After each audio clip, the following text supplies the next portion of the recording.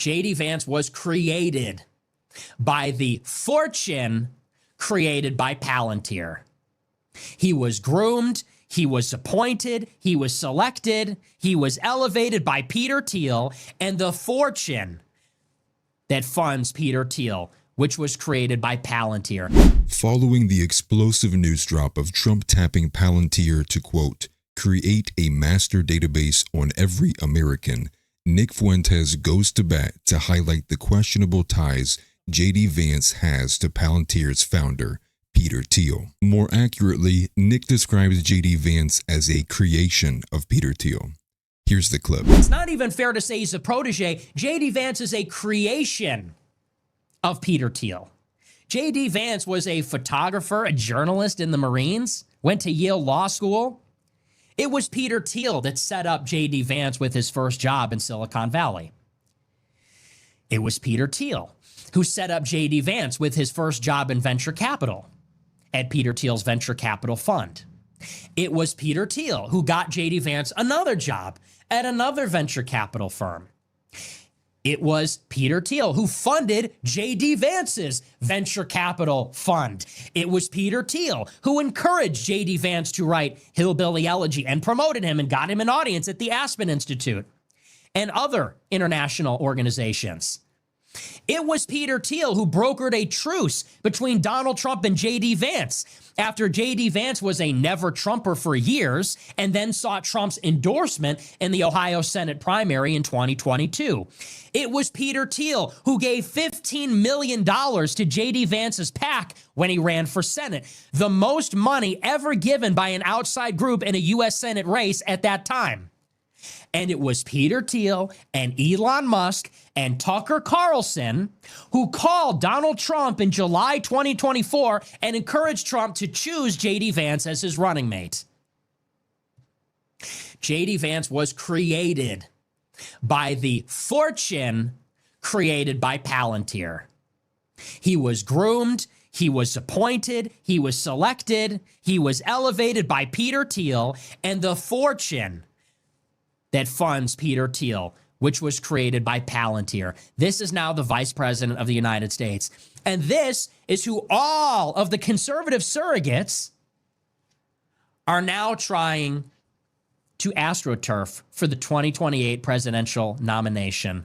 They are trying to seed the ground for a JD Vance presidential run, a plan that has been in the works for probably over 10 years. All these people on Twitter saying JD Vance might be better than Trump. I like JD Vance. He's the real deal. He's got authenticity. You can't fake that. All these people endlessly promoting JD Vance after his debate performance, after he was nominated, defending him from the credible allegations that he's weird. All these people endlessly shilling for Vance are a part of this conspiracy because they, like Vance, are being paid by Peter Thiel. Bari Weiss, funded by Mark Andreessen and Peter Thiel. Bronze Age Pervert, funded by Peter Thiel. Curtis Yarvin, Raw Egg Nationalist, Passage Press. Lomez, Jonathan Keeperman, funded by Peter Thiel. Dime Square, Red Scare, funded by Peter Thiel. The Art Hose, the parties in Manhattan, the scene in Austin, the seasteading, the mission to create a city-state in the Mediterranean, the Urbit conferences in Europe, all funded by Peter Thiel, just like Vance. All funded by Peter Thiel through the CIA, through the FBI, through the CDC, through Israeli intelligence. This is the takeover. This is far from the first time Nick has been critical of Vance. From the moment it became clear JD would be the likely VP pick, Nick had this to say: if JD Vance has been chosen for VP, then Trump has truly learned nothing from his first term. How could Trump choose a former never-Trumper who didn't even vote for him in 2016 to replace Pence after everything that has happened since J6? Unconscionable. Even critical of his military service, which he discussed here with Alex Jones. So you don't like Vance? I think Vance is awesome. Oh, I think he's terrible. I don't. First of all, I think he's fake. Everything about him is fake. His name's fake. His venture capital career is fake. His story's fake. He's a fake Marine. He's a fake populist. A fake Marine? He did press releases. He wrote press releases, news releases. Well, I mean, he was over in Iraq. He never said he was a war hero. Oh, he wasn't in combat, but he makes. But he's not like Senator Blumenthal that was never out of the country and said he was in combat in Vietnam.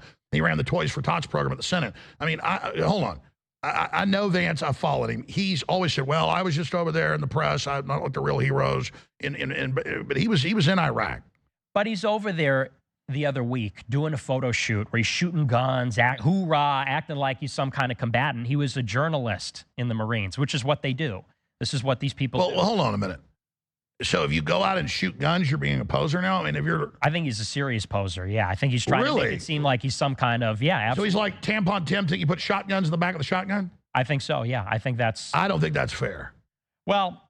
He's never said he was in a combat Marine. He might not have said that, but I think that's sort of the... Do people know that he was writing press releases, or do they think that he's some kind of a Marine, that he was doing missions? Or I think he's creating the perception that he's out there fighting bad guys or something. He was writing press releases. No, I mean, I think DHS head Noam is Commando Barbie, but I think she's doing a good job. Well, she does the same thing. They wear the uniform, they shoot the guns. Hoorah, it's a Marine as vice president. Not to mention his name is fake. He's a venture capitalist, but he was a no-show. What do you mean his name's fake? He took his family name. Hamill, Bowman, Vance. He changed his name 3 times. He changed his name to coincide with the release of his book. And the book, by the way, he wrote the book under the tutelage of David Frum, neocon, speechwriter for George Bush. And Frum, I think he did a great job in the debates. I think he's great. He did good in the debate. He's good at talking. I'll give him that, but I don't trust him. I think he's a fake. Oh, we got to go to break.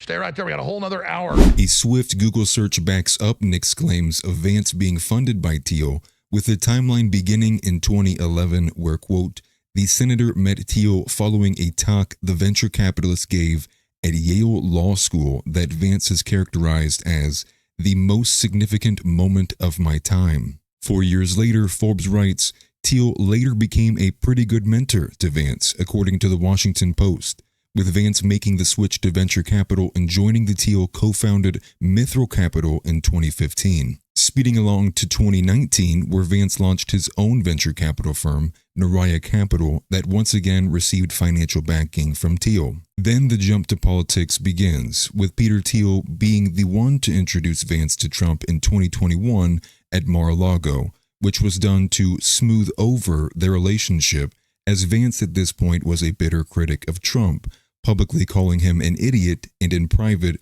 comparing him to Hitler. It was after this meeting that Trump then endorsed JD Vance for his 2022 run, which once again was backed by Peter Thiel, this time donating $15 million to his campaign, which marked the largest amount of money donated to a single Senate candidate ever. The conflict of interest is laid clear here, as Palantir is winning contracts from the Department of Defense to the tune of $795 million, on top of the $113 million they have already secured under Trump's presidency alone. And it just so happens that the suspected frontrunner for the Republican Party in 2028 is buddy-buddy with the founder of a company named after the Seeing Stone from The Lord of the Rings, that has also publicly expressed interest in building a national database on Americans. While I won't be covering even a fraction of the history of Palantir and Thiel, what I will show you is Alex Karp's, co-founder of Palantir, bragging about their systems being used to crush political dissent in Europe. Here's the clip. Look, we built PG, which single-handedly stopped the rise of the far right in Europe. We built Foundry, which was used to distribute the COVID vaccine and saved millions of lives globally. We built what we call multi-constellation, and what's often called the digital kill chain. And they're category-defining products. So when you deliver these products to the market, just honestly, people say this isn't going to exist, this isn't valuable, but then it changes the market. And then the market is the Palantir market. Now, that doesn't mean everyone in the world is going to buy our product, but it means most of the sensible people in the world are going to buy from the category we define. Laura Loomer had a response to this, highlighting the obvious fear by posting, "What exactly is far right?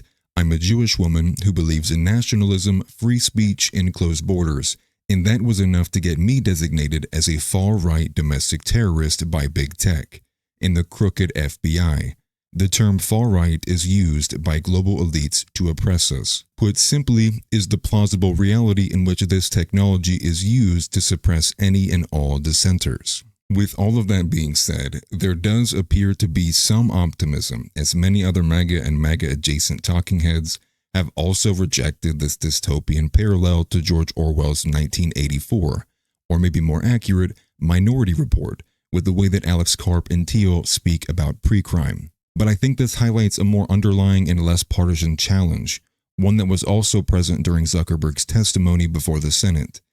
Technology is advancing so rapidly that the older generations are increasingly becoming less familiar with it. And when the average age of your congressperson or judge is over 50 to 60 years old, it's much less likely they understand the ins and outs of it, which if these are the individuals expected to legislate on it and adjudicate regulation around it, how can they be expected to do so if they cannot even understand it? While no legal challenges may be present now, I do suspect with the advancement of AI software similar to Palantir, as well as AI video generation, we are going to be in a Wild West era where producers will be able to get away with a lot before the law catches up with them. With that being said, let me know what you guys think. Again, I know I didn't cover much history of Palantir and Thiel, but I might probably save that for a later project alongside covering Project Esther. But if you did make it this far, make sure you smash the like button. It helps my channel tremendously, and I will see you guys in the next one. Take care.